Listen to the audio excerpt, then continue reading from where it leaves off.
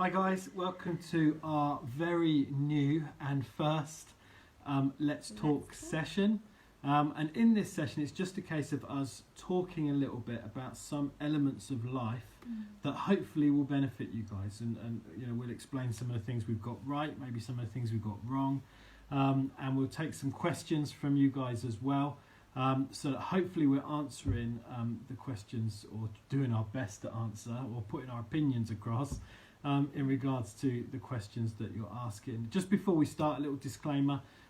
If your marriage is really in a lot of difficulty, what we're going to talk is really about enriching marriage rather than rescuing a marriage. So if there is some serious issues that you are facing within your marriage, whether that be affairs, whether that be violence or abuse in any way, then please do come either and talk to us privately, or get some counselling, or we can certainly signpost you to different other areas that can really help you in your marriage when it comes to this. But for now, what we're wanting to do really is just talk about enriching your marriage. A marriage that's just maybe, I say normal, there's no such thing as normal, but a marriage that is just going along. How can that be stronger? How can that be made better? I also want to just put a disclaimer as well. This isn't about the spiritual. We don't want to talk necessarily about the spiritual elements, or we do want to talk about spiritual elements of marriage, but we don't want to talk about the theology behind marriage and divorce and all that kind of things. Again, that's something, if you're interested to know, it's going to take a lot longer than 20 minutes to talk about, and I'll be really happy to chat through with you and pray through with you if you're really concerned about the theological aspect of marriage and divorce and all that is involved with that as well.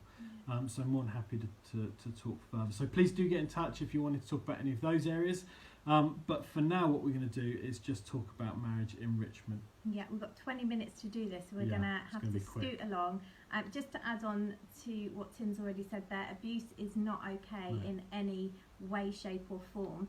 And if you are finding yourself in any sort of abusive, emotional abuse, financial abuse, physical abuse, sexual abuse, whatever it might be, please get help, and call the authorities, and call a friend even, and call us, or call the church, or someone you might know close to you. Please do whatever it takes to get out of that situation. You deserve more than that. I had a little look, obviously knowing that we were going to be talking on enrichment today, enriching your marriage, and I looked on Care for the Family's website, and they've got some very interesting statistics. Most marriages, they didn't give a specific statistic with this, but most marriages break down, not necessarily because of arguments or disagreements or issues like that.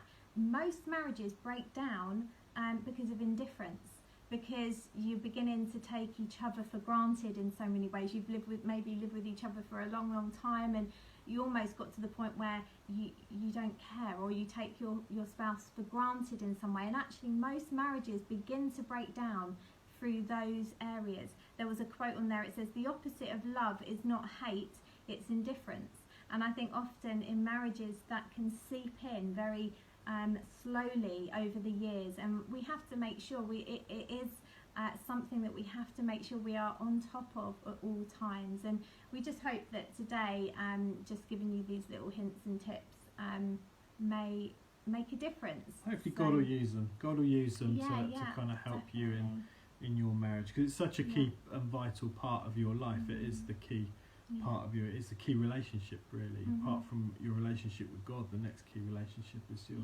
relationship with your spouse.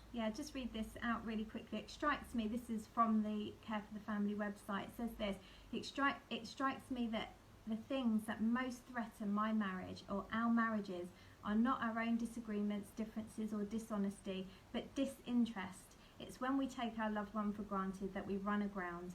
When we are indifferent to the most important relationship, it is the most important relationship that you will ever have in your life, that we can suddenly find ourselves with an empty house if we allow that to seep in. So Care for the Family is a really good resource, actually, if you guys need some more help just in family life. They are fantastic. We've been to a few of their conferences in the past. Rob Parsons is a great guy, has written some incredible books So if you need that help, find out more about them. Okay, so we're going to get on with the questions. So we have got 5 questions to answer from various people in 15 minutes. Right, so we'll get going. The first question is, what is the most important element to a marriage in your opinion? Tim. Good question. I think in marriages there is a number of different elements, and I think if you're not careful, if you focus on one element, what can happen is other parts of the marriage can disintegrate. So I don't think there is one area. I think it's a bit like I've used in the past analogy of pruning a bush. If you just prune one area, that one part of the bush will look fantastic, but actually the bush as a whole will be all over the place. You've actually got to look at the whole part and begin to develop the whole part. So what I would suggest that actually the most important element, or the foundational element, I'd say, is actually friendship, in my opinion. It's keeping that friendship going. One of the first things we say when we're talking to couples who are getting married is we want to know if you guys are friends. Because if you're not friends, you're not going to do life well together. Your spouse really needs to be your best friend, if I'm honest. So for me, the number one part is building that friendship, and making sure that you're working as a team. And friendship builds that. It builds that relationship. It builds that intimacy, and everything else comes off the back of that really close friendship that you have. So make sure you stay friends is the thing I'd say. And I guess going along with that, it's the communication, isn't it? I think friendship obviously is about connecting with that person, your husband, your wife. It's that connection and that communication. And I think communication is absolutely key. And the trouble is when family life happens and the busyness of working and doing all sorts of things, I don't have to tell you how busy you are, I'm sure you know that full well, but actually that can be something that slips by the wayside a little bit with communication, and you're just almost firefighting with the issues that are facing you there and then, and you're busy doing all that, and by the time the evening comes, you're just so tired, you're sat in front of the TV and then just want to fall into bed, and that's another day gone, and another day and another day and another day, and before you know it, weeks and months and years have passed, and you have missed out on that communication, that friendship. And I think what we've always advised people over the years, and what we've always done ourselves, actually we were advised by this by my parents. They've always said, go for walks, because when you're out walking, when you're outside of your house, you're getting away from all the issues of the house, you're getting away from all the things that might need doing. I know as a woman, I sit in my lounge, and if there's things that need doing, I cannot relax. I have to get up and make sure those things are done before I can even relax. And in the house is not actually always a good place to communicate. And my parents have always walked. They've always gone out and walked, and they advise us to do it for early in our marriage, and just say, go out walking, because you can't do anything but talk. And actually it almost forces you into that communication, and sometimes learn the art of conversation again. And the art of conversation is just knowing how to ask a really good question. How are you today? How was your day? How are you feeling? What's God saying to you recently? They're the sort of questions that we often ask each other. A big one is, what's God saying to you recently? What's going on in your world? Like, how are you dealing with that? What are you how are you processing that issue? Stuff like that. Asking good questions is the art of real conversation, I feel. And just again, keeping that friendship. As life gets busy, what can often happen is you become almost work colleagues. So your relationship is defined by what you have to do. You have little kids you've got to look after. You have a house to sort out. You have you have work. You have all these things that kind of come in, and if you're not careful, that relationship where you once were great friends becomes almost work colleagues. It's based around what you've got to do. Try and capture again that friendship, and I think going for walks is a good way of doing that. Going and doing fun things as a family is a good way of doing that. But you're not work colleagues. You are friends, and you have to keep that in mind. Yeah, it's creating that space to provoke communication, isn't it? Whatever that might be, whether it's walking or whatever. Just creating space. Okay, next question. Do you find that expectations expectations between a husband and a wife are different? Yes. Next question. Yes.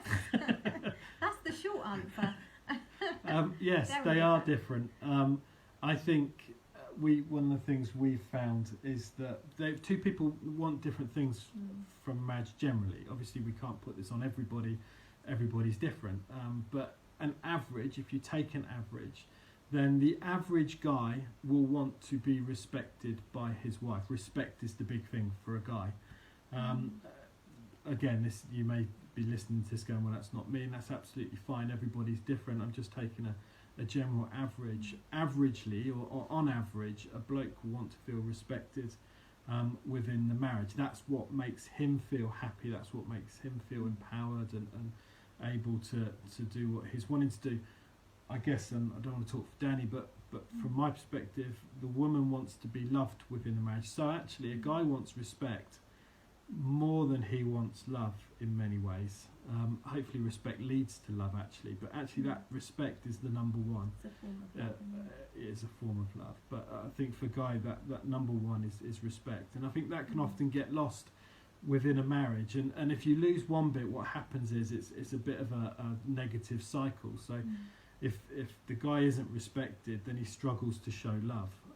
And vice versa, if a woman isn't loved, she struggles to show respect. And so knowing that two people are coming from those angles then begins to allow you to look at your behaviour and your words and what you're doing. Because actually, in order to reverse a negative cycle, you have to put a positive into it. So, one of you is going to have to start showing love and the other's going to have to start showing respect. And as you do that, actually, the tide turns. Yeah, and we're all different, aren't we? We're all just obviously being male and female, that creates differences, and that's good, and that's the way God designed us. And I think the woman is much more nurturing and loving, designed really specifically to raise a family in a loving environment and creating that environment. We're obviously not putting people in boxes here, no, but we're definitely not, and that's a general thing that we've observed over the years, and obviously the male kind of goes out to work, and I know roles change, and that's not all. This is just the traditional roles, but often it is the case. We are built differently, and we have to celebrate those differences. We're not the same, and we're not the same for a reason, and actually that's God given. But also another thing I want to draw your attention to is our love languages, and I'm sure many of you have heard of the love languages. Gary Chapman wrote a book about it a good few years ago now. You can actually take a quiz online called the Love Language Quiz, and actually it's a really, really good thing to do. It's really beneficial. We often go through it when we're doing pre-marriage counselling with couples as well, just to see where you're at with your love languages. There's 5 love languages. One's quality time, one's giving gifts, the other's acts of service, the 4th one is words of affirmation, and then the 5th one is physical touch. Now these are all different ways that you may feel you're being loved or respected by your partner. So you may specifically, if you do the quiz, you'll come out and you're probably each one, but at a different progressive level. So my number 1 is physical touch. I'm quite a touchy-feely person. I love giving people hugs, things like that. And if someone touches me, I feel loved and accepted and all those kind of things. Tim's is more acts of service, isn't it? Well, no. Acts of service is quite good. Acts of service, I've got 2, I guess. Acts of service and words of affirmation. I'm all 5, but my number 1 is physical touch, and then the rest come in varying degrees after that. It's a really helpful thing to know, as you can see, if you remember them, so that I know that how I love my husband is by words of affirmation and like making him a cup of tea, things like that. He feels loved by that. Whereas for me, that wouldn't really make me feel loved. Well, it would, but not a massive degree. You don't like it when I don't do it, though. True. And I also like gifts. So you do. Don't get many of those, but anyway. But it's a really interesting thing to do, so I encourage you to do that. But it does just help you understand your partner and the way that they are going to feel loved and respected by you. and also it helps with the expectations. So I might be sat here thinking, oh, he hasn't held my hand today or something like that, and Tim might not even be thinking along those lines, but he did bring me a cup of tea. And he might be thinking, oh, I've done something really lovely for Danny today. I bought her a cup of tea, but actually I'm thinking, I need my hand held, or I need to feel loved in another way. Yeah. So just to give you a little bit of a tip there. Okay, got 5 minutes. We've got 5 minutes, then we better keep going. Yeah. Oh my gosh. How do you continue to keep your marriage fresh after being married for a number of years? That's a good question. That's a good question. We've been married for 22 years, Mm-hmm. 23 years in April. So it's been a wonderful journey, but it's certainly been a number of years. So we could probably we're probably in a good position to answer that. There may be others listening to this who have been married a lot longer, who are in a better position. But I think keeping it fresh. I'm going to go back to the fact of just having fun together, actually, and having a bit of a laugh and building elements where you can have fun together is really, really key. And again, building that friendship, to me, that friendship is really important. And making sure you're giving yourself the time to do that. I know date nights is quite a famous thing that's going around, has been for the last few years. We've done that, haven't we? Yeah, I think date nights are great. It just gives you a chance to have a bit of fun. If you can get a babysitter, if you've got young kids, then get a babysitter in, you know, and just try and you know, invest into yourselves. I know when you're married, especially when you're young and in those first years of being married, they're hard years, and you don't generally have a lot of money, but it's worth investing. It's worth actually budgeting and investing into your friendship, because actually as you get on in the years, it's that friendship that will remain. That will give you life, guys. Honestly, it is such a priority to get, especially when your children are young. We remember those years so well. It was tough. They are tough years when your children are young. They're amazing and they're cute and they're gorgeous and we love them to bits. And you look back thinking they were great. We look back now. You remember at the time that it wasn't always great. And we think they were amazing, but actually at the time we were shattered. Yeah. And if you can get some time out from being mum and dad to being Tim and Danny or whatever it is again, just do it. It will give you life. It will be such a great thing for you. And I think when you're older, if you're older and you're wanting to keep a marriage fresh, I would keep challenges in your life.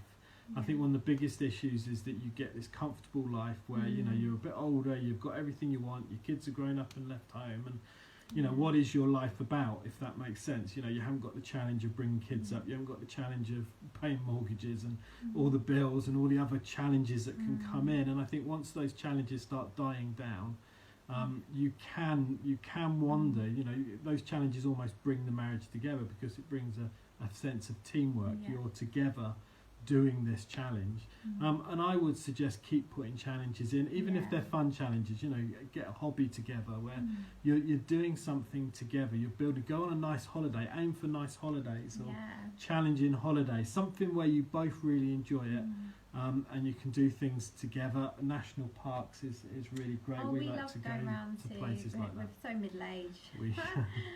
We love going round to the National Trust houses and all things that like that, sort of the stuff stately homes. It's just, we love that. Do stuff that you like, and also I'd suggest bring challenges in. We don't. One of the things that we're sort of having to look at now. I mean, when you're pastoring a church, there's always challenges, but you know, we want to keep a challenge in our life that keeps us working together as a team to achieve it. We don't want to be in a. It'll be very easy for us at this stage in our lives. Our kids are a bit older. Financially, it's a bit easier. There's, you know, we're older. We're middle-aged now. It'd be easier for us to sit back and go, well, let's go for a comfy life. But I think there is an element of challenge that needs to still be in there, so that you're working together as a team to overcome a challenge. Fill the void of the empty nest syndrome. I haven't quite got there yet. I had a little taster of that with Casey going off to America last year, or this year. I haven't quite got there yet, but I just feel we need to fill the void with other challenges when they go, and we're looking forward to grandchildren one day and things like that. And also, because we're going to have to finish, so we'll have to do the other questions next time. We've got one more question. We'll have to do it next time. I would suggest this as well, just as we finish. Make sure your relationship with God together stays strong. So just keep God right in the middle of your marriage. Make sure you're seeking God together. I love that question. Dad said, "What's God saying to you?" Let's be in that place where you're talking about God, keep God at the and allowing that to stay at the centre. Well, that's the 20 minutes, guys. That's our 20-minute chat. We're going to have to do Let's Talk Marriage Part 2. We'll do that next time. Just to finish off these questions, because these are really key questions, but we want to keep it short. So So we'll see you next time for Let's Talk Marriage Part 2. Hope you've enjoyed it. Bless you guys. See you later.